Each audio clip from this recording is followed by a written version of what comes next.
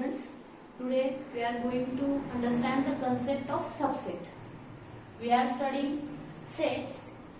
In this chapter we are going to study concept of subset. Now here I have written three sets. Set A contains element 1, 3, 5, 7, 9. Set B contains element 1, 4, 9. Set C contains element 1, 3, 5.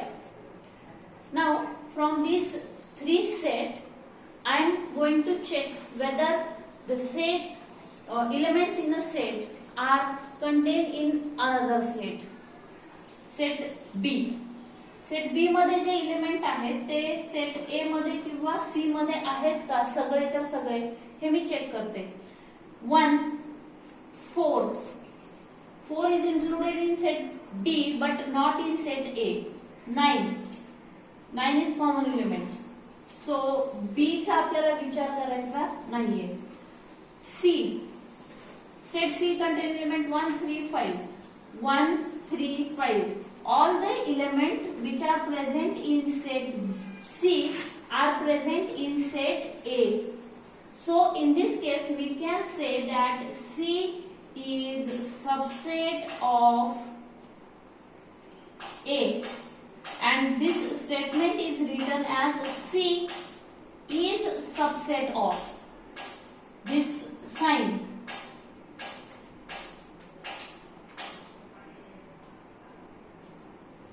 is subset of. हे जे sign आहे याला आपण वाचणार is subset of. C is subset of A.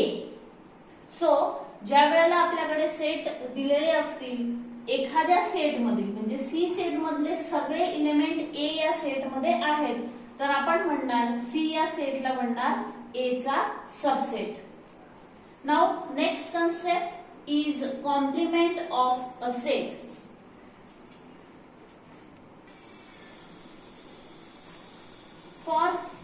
To understand complement of a set, we must understand concept of universal set first.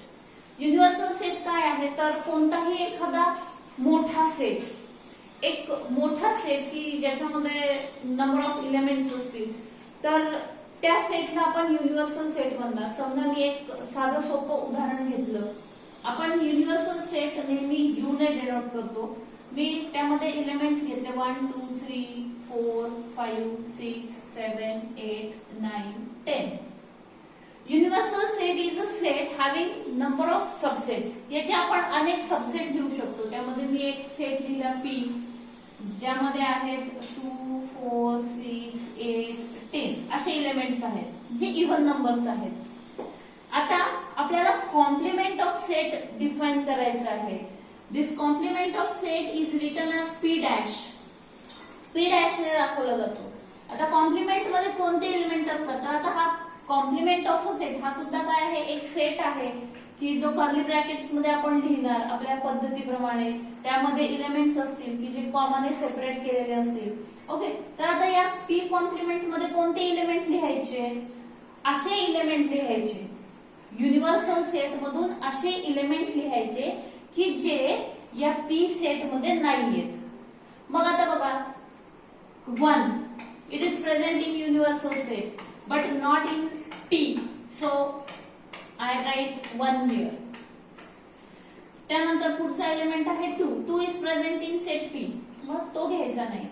त्यानंतर पुढचा element 3 is not present in set P, so it is in the set P dash.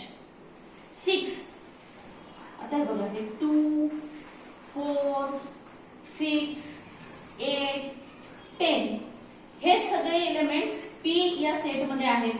मग ते आपण या P complement मध्ये घेणार नाही. मग P कॉम्प्लिमेंट मध्ये एलिमेंट्स येतील 1 3 5 7 9. 1 3 5 7 9. So in this way we can write complement of a set. Thank you.